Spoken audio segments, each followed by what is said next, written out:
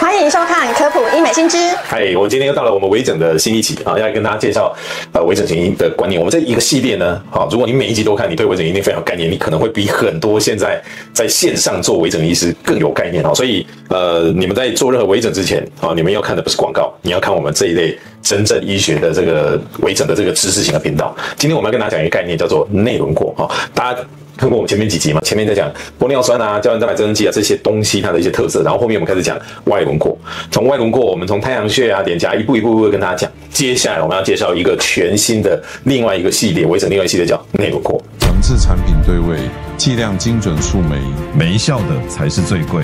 想做要找專業。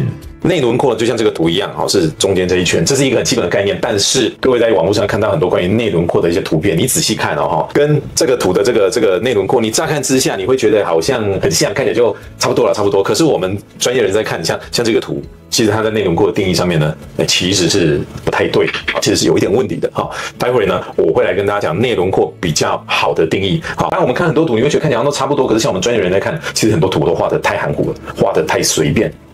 比如說這個圖，你看，它很明顯告訴你外面那一圈叫外輪廓，裡面這一圈內輪廓，你看了覺得，有什麼不對嗎？不，它的上半部內輪廓的上半部，它這個圖畫的定義就是不對。好，你看它畫這個我們這個眉骨眉弓的這個位置，它畫在這個瞳孔上方，然後呢，它中間的這個內輪廓，它把它畫在眉心上方，這樣的定義其實是不對的，其實是很不精確。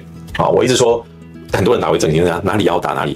就像路上修馬路一樣，這裡要把它填起來，填到最後整個臉像一顆球一樣，這什麼溝都沒有了。可是這叫蠻畫，這樣不好看。其實這個圖呢，我們看上面這個地方呢，上面這一區就是內輪廓，包含在哪裡來？重點來了，第一個眉弓，尤其我們眉弓有一個最高點，就是所謂的眉峰。這個眉峰我們怎麼去定義它？就顯得很重要。那它的這個內輪廓內側這個地方，還有另外一個需要塑造出來一點，叫做額結節。什麼叫額結節？我們來看一下芊芊呢，它就有一點那個額結節的感覺。你們看我們在看側面這個地方它很漂亮，對不對？它這個額頭的這個上面，我們仔細看我們額頭不是像你想象中整個都圓的跟蛋殼一樣，就是最好看的。它還是要有一點點的輪廓線，要有點光影的變化。像這個點就叫額結節。我們待會後面跟大家講這個額結節為什麼很重要，因為當你有這個額結節，你有這個眉峰，你就會展現一個非常重要的概念，叫做面部的骨相美。外國人呢，大家都覺得，安潔莉娜·裘莉啊、安海瑟薇啊，他們重點凹凸的很好看。可是東方人呢，一般比較喜歡圓潤、飽滿。這也是10幾年前做微整的概念。你知道10幾年前我們在打微整的時候，大家覺得哇，打得又飽又滿，很好。可是大家有沒有發現一件事？這2年大家非常害怕一個問題，叫蠻化。因為蠻化就顯得不自然，然後每個人一看說，臉去打了什麼東西？於是他回過頭來想另外一件事，有另外一種美呢，它不是饅頭美，它是帶有一點骨相美。好，什麼叫骨相美？骨相美的意思是說，你的臉呢，它雖然是圓潤的，可是它是有光影變化的。很多人說好難以理解，圓潤不就是球嗎？不就是饅頭嗎？不是的。好，骨相美呢，它代表的像是這樣子的一個臉型，你會覺得它臉很凹嗎？其實你不會覺得，可是你會發現一件事，他的臉呢，在光影上面呢，它是有一些光影的角度。這光影角度，我之前跟大家講過，在醫學上我們叫 topography，就是這個光打去，有的地方是比較陰影的，有的地方是比較亮。好，那這個如果在我們那個美學上面做雕刻有一個觀念叫做面部折疊度，有聽過嗎？沒有。相信可能觀眾有很多人也不知道什麼叫面部折疊度。比如說我們來看這樣的一個臉，它的內側這一區，也就是內輪廓的這一區，你會發現，它有一個這樣的輪廓線。那這跟最外側的這一區，在這裡這個中間叫做面部折疊度，還是聽不懂？我們再看這個是星巴克的杯子，對不對？一模一樣的杯子。好，如果你把這個杯子往內折一點，折疊度如果比較高的話，你會不會覺得這樣的臉是比較立體的？有好如果這個打開，是不是就覺得它臉比較寬，比較扁平？你看這個就是面部折疊度高，它就比較立體；面部折疊度低就比較扁平。我們來看幾個圖，像這樣的女生，她的面部折疊度高，她的外側有點陰影的感覺，你會覺得她比較立體。那這樣子的狀況，你會覺得她臉呢就比較扁平。當你有面部折疊度好的時候，你的眼睛周圍看起來就會比較英氣。好，那我們在一個臉，我們怎麼讓它變比較立體？拿鐵錘把它這樣打凹進去嗎？當然不是嘛。那我們再看關鍵就是在於這一區內輪廓的設定。好，你看從這裡有看到一件事，你看這個網絡上的圖，內輪廓，同樣的內輪廓的圖，怎麼它畫出來的這個，你仔細看它的那個定位點有點不太一樣。有點不太一樣。好，今天如果你要做出折疊度，我剛講了這個內部的輪廓跟外部輪廓度這一區啊，這一區它有一個陰影。好，這個所謂的陰影呢，其實就是在我們的外輪廓跟內輪廓之間的一個交界區。因為有這個交界區，這個陰影的存在，會讓你在看一個人或在拍照的時候，它會有立體度。